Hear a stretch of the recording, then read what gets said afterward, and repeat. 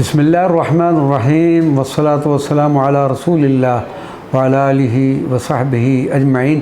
ناظرین و سامعین اکرام، السلام علیکم ورحمۃ اللہ وبرکاتہ۔ آج ہم شیخ الاجل عظیم عاشق رسول حضرت شیخ سعدی شیرازی کا مختصر احوال اور ان کے مدار مبارک کے بارے میں چند گفتگو حصول برکت کے لیے کریں گے۔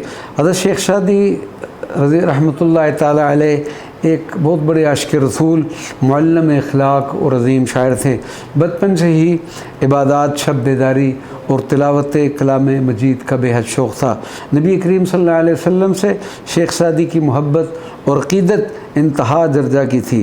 آپ کی مشہور زمانہ ربائی بلغ العلا بکمالہ کشف الدجا بجمالہ حسنت جمیع خصالہ صلوا علیہ وآلہ، جو عاشقان رسول صلی اللہ علیہ وسلم کے دلوں کی دھڑکن ہے کے متعلق کچھ اس طرح سے روایت ہے کہ جب حضرت شیخ سعدی نے نبی کریم صلی اللہ علیہ وسلم کی شان میں یہ ربائی لکھی تو اس کا چوتھا مصرع مکمل نہیں ہو رہا تھا، جس کی وجہ سے آپ ہر وقت پریشان اور غمگین رہتے۔ ایک دن حضرت شیخ سعدی رحمۃ اللہ علیہ کی قسمت جاگ اٹھی اور خواب میں نبی کریم صلی اللہ علیہ وسلم نے شیخ سعدی کو دیدار سے نوازا اور پوچھا کہ سعدی کیا بات ہے، آج کل کیوں پریشان ہو؟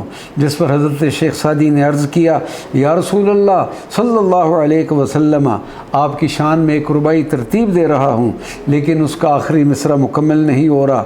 حضرت شیخ سعدی نے تینوں مصرے پڑھے، جس پر نبی کریم صلی اللہ علیہ وسلم نے شیخ سعدی سے فرمایا کہ لکھ دو صلو علیہ وآلہ، اور ربائی مکمل ہوگی۔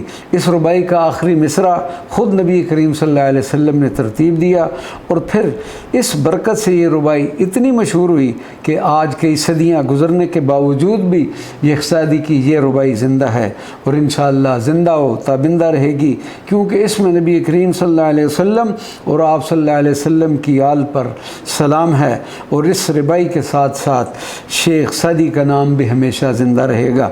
حضرت شیخ سعدی کی زندگی کا زیادہ تر حصہ تحصیل علم اور سیر و سیاحت میں بسر ہوا۔ مدت دراز تک ایشیا اور افریقہ میں سیر و سیاحت کرتے رہے، پیدل حج کیے، ہمیشہ بے سر و سمانی اور متوکل درویشوں کی طرح سفر کرتے، اسرت اور تنگ دستی کے باوجود خودداری کو ہاتھ سے نہ جانے دیتے۔ گلستان میں آپ ایک جگہ فرماتے ہیں کہ میں نے کبھی زمانے کی سختی اور آسمان کی گردش کا شکوہ نہیں کیا، مگر صرف ایک موقع پر دامن استقلال میرے ہاتھ سے چھوٹ ہی گیا۔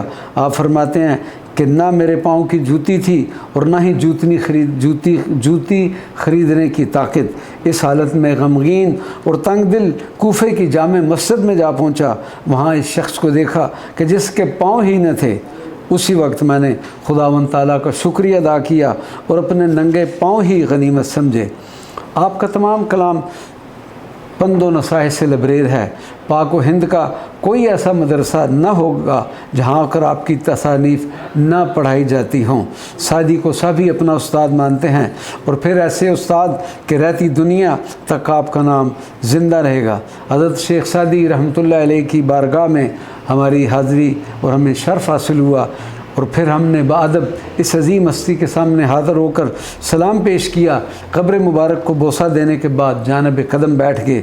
الحمدللہ ویسے ہم اکثر آپ کی مشہور زمانہ ربائی پڑھتے رہتے ہیں، لیکن اس مرتبہ اس ربائی کو جب آپ رحمۃ اللہ علیہ کے مزار کے سامنے بیٹھ کر ہم سب احباب نے مل کر بآواز بلند پڑھی تو ایک عجیب روحانی ماحول پیدا ہو گیا۔ اس ربائی کے بعد آپ کی ایک حمد پیش کی، کریمہ ببخشائے برحال ماں کہ ہستم اسیر کمند ہوا، منے دل بری دیر نا پائے دار، ز سعدی ہمیں یک سخن یادگار۔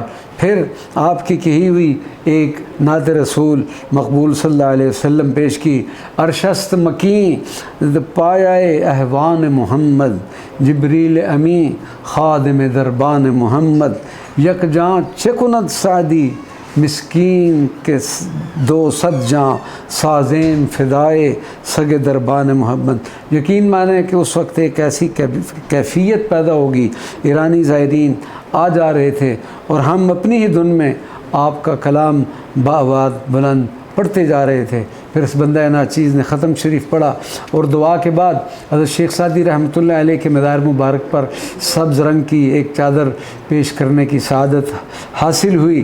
اس کے بعد دعا کی اور دعا کے بعد اپنی اگلی منزل کی طرف روانہ ہوئے۔ اللہ تبارک و تعالیٰ شیخ سعدی کے فیوضات و برکات سے ہم سب کو مستفید فرمائے۔